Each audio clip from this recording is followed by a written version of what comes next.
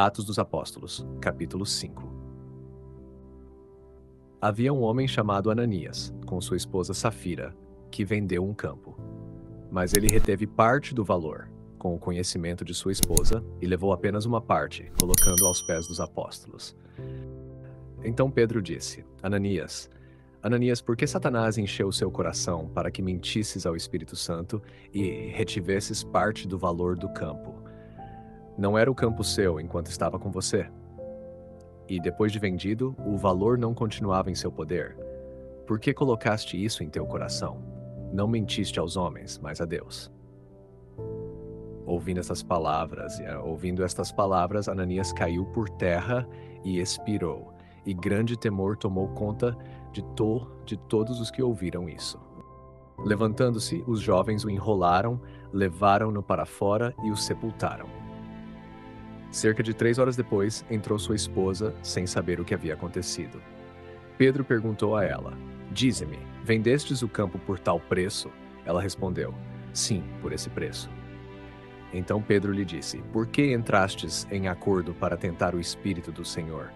Eis que os pés daqueles que sepultaram teu marido estão à porta, e eles te levarão também. Imediatamente ela caiu aos pés de Pedro e expirou. Entrando, os jovens a encontraram morta e, levando-a, sepultaram-na junto ao seu marido. E grande temor se espalhou sobre toda a igreja e sobre todos os que ouviram estas coisas. Pelas mãos dos apóstolos realizavam-se muitos sinais e prodígios entre o povo, e todos costumavam reunir-se unanimemente no pórtico de Salomão. Nenhum dos outros ousava juntar-se a eles, mas o povo os admirava. Cada vez mais aumentava o número dos que criam no Senhor, uma multidão de homens e mulheres.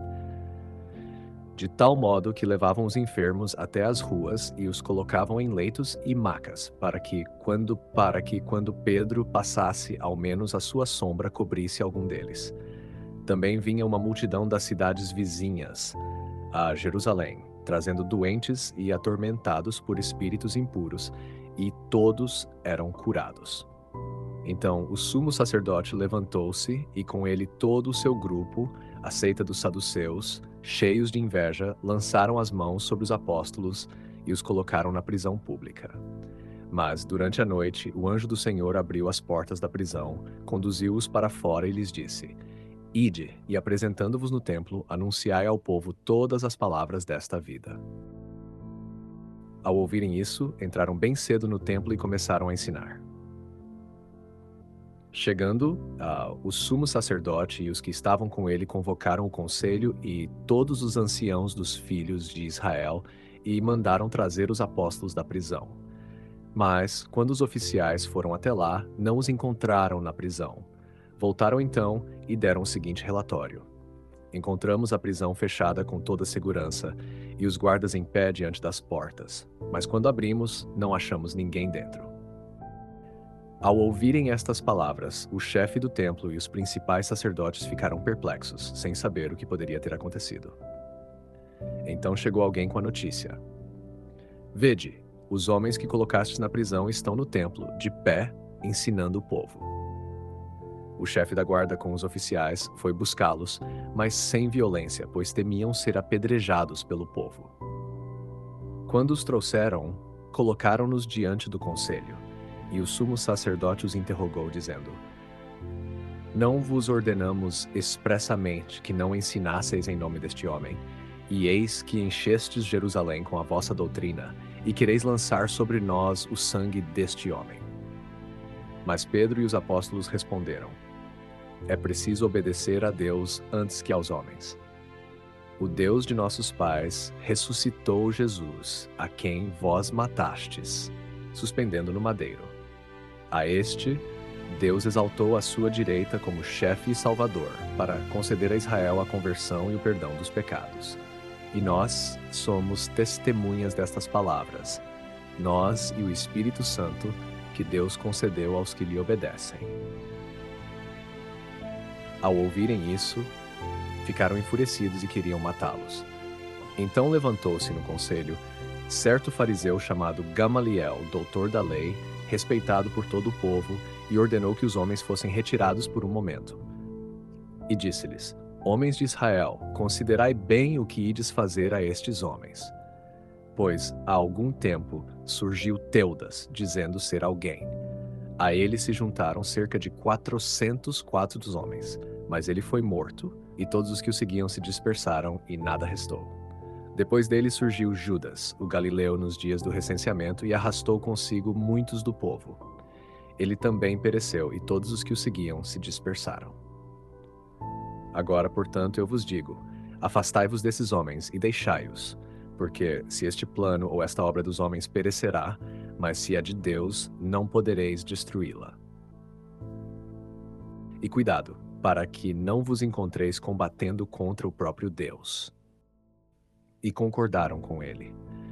Chamaram então os apóstolos, mandaram açoitá-los, ordenaram que não falassem no nome de Jesus e os soltaram. Eles, porém, saíram do conselho cheios de alegria, porque tinham sido considerados dignos de sofrer afrontas por causa do nome. E todos os dias, no templo e pelas casas, não cessavam de ensinar e anunciar Jesus Cristo. Comentário patrístico. São João Crisóstomo, século IV, homilia 12 sobre os Atos dos Apóstolos. Autor e obra. Autor Santo João Crisóstomo, arcebispo de Constantinopla no século IV, proeminente padre da Igreja e conhecido como Boca de Ouro por sua oratória brilhante. Obra Homilia 12 sobre os Atos dos Apóstolos, direcionada aos fiéis, explicando o significado profundo dos eventos narrados no capítulo 5. Crisóstomo comenta sobre Atos 5:1, open quote. Esta história toca também os bispos de forma muito intensa, e a esposa de Ananias estava ciente do que foi feito, por isso ele a examina. Mas alguém poderia dizer que ele foi muito severo com ela. Se por apanhar gravetos um homem deve ser apedrejado, quanto mais deve sê-lo por sacrilégio, pois esse dinheiro havia se tornado sagrado. João Crisóstomo destaca 3 pontos fundamentais. 1. Gravidade do pecado compartilhado. Ananias e Safira cometeram um ato de sacrilégio, pois o dinheiro que eles retiveram e apresentaram como oferta havia sido tornado santo pela decisão da comunidade. Mentir sobre isso significava pisar em algo que era consagrado, o que agrava o pecado. 2. Justiça da repreensão. Pedro confronta Safira não com crueldade, mas com justiça. Se até infrações aparentemente menores, como coletar gravetos, podiam resultar em penalidades rigorosas sob a lei, quanto mais um ato de desonestidade espiritual cometido dentro da comunidade cristã. A nova aliança que agora tinha ainda maior responsabilidade. 3. Importância da integridade na comunidade. O comentário de Crisóstomo reforça que a autenticidade e transparência eram essenciais nos primeiros cristãos. Qualquer tentativa de engano ameaçava não apenas o indivíduo, mas toda a sacralidade da comunhão e a autoridade apostólica estabelecida por Deus. João Crisóstomo observa que o pecado de Ananias e Safira era particularmente grave, um sacrilégio, pois o dinheiro que reteram já havia sido tornado sagrado pela comunidade que o consagrara como oferta. Ele destaca que a repreensão de Pedro não foi severidade gratuita. Se até coletar gravetos sem direito se punia na antiga lei, mas ainda se deve reprovar quem engana sobre uma oferta consagrada. O comentário ressalta a importância da integridade dentro da igreja, pois a desonestidade não afeta apenas o indivíduo, mas abala toda a comunhão cristã e a autoridade apostólica instituída por Deus. Queridos ouvintes, chegamos ao fim deste audiolivro e quero expressar minha profunda gratidão a todos que permaneceram conosco até aqui. Sua dedicação em acompanhar essa obra é um verdadeiro sinal de busca pela sabedoria e pelo crescimento espiritual. Que o conteúdo ouvido possa nutrir sua alma e fortalecer sua fé. Aproveito para convidá-los a explorar as playlists do canal Caminho Católico, onde vocês encontrarão outros tesouros espirituais. São obras que podem acompanhar e iluminar sua jornada, como Castelo Interior de Santa Teresa de Jesus, Confissões de Santo Agostinho, Palavras Bíblicas com o Evangelho comentado por grandes eclesiásticos, Filoteia de São Francisco de Sales, Tratado da Verdadeira Devoção à Santíssima Virgem de São Luís Maria de Montfort, A Imitação de Cristo de Tomás de Kempis e As Três Idades da Vida Interior do Padre Garrigou Lagrange. Cada uma dessas obras oferece um caminho profundo de reflexão e conversão, e espero que possam encontrar nelas a mesma riqueza espiritual que proporcionaram a tantas gerações. Nosso canal está sempre aberto para quem deseja aprender e crescer na fé. Continue nos acompanhando e compartilhando essa jornada espiritual. Mais uma vez, obrigado por sua presença e que Deus abençoe a todos.